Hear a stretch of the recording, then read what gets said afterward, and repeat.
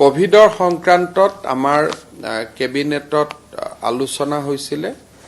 আমি যেহেতু যদিও ৰোগীৰ সংখ্যা বাঢ়িছে, হস্পিটালাইজেশ্যন যেহেতু এতিয়াও 12%ত আছে, সেই কাৰণে আমি কোনো ধৰণৰ নতুন ৰেষ্ট্ৰিকশন আনিব খোজা নাই।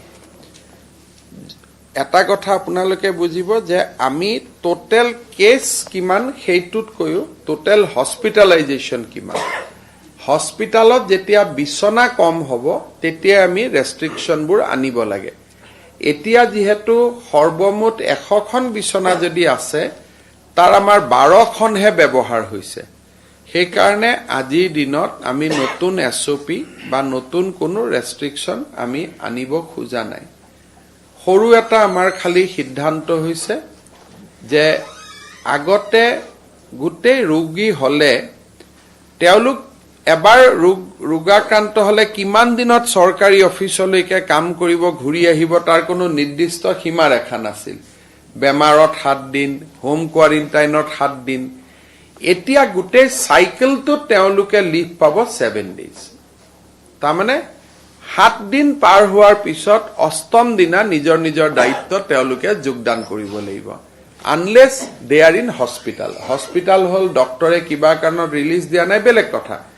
কিন্তু হোম কোৱাৰেণ্টাইনত যিমান মানুহ থাকিব, এতিয়া নতুন প্ৰটোকল মতে অন ডে 8 হস্পিটালত থকা 2 দিন, ঘৰত থকা 5 দিন, বা হস্পিটালত থকা 3 দিন, ঘৰত থকা 4 দিন, সৰ্বমুঠ ডে 8 ৰোগটো চিনাক্তকৰণ হোৱাৰ পৰা ডে 8ত তেওঁলোকে নিজৰ দায়িত্ব লৈ চৰকাৰী কাম কাজ হওক বেচৰকাৰী কাম কাজ হওক তেওঁলোকে ঘূৰি আহিব।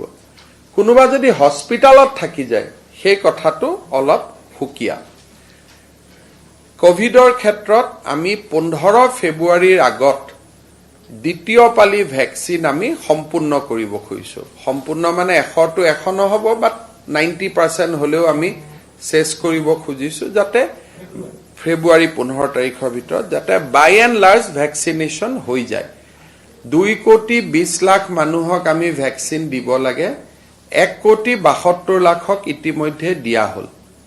ফেব্ৰুৱাৰী 15 তাৰিখৰ আগতে বাকী ৰৈ যোৱা 50,00,000ক আমি ভেকচিনেশ্যন কৰিব খুজিছো, যাতে আমাৰ সকলো মানুহ নিৰাপদ হৈ থাকিব পাৰে।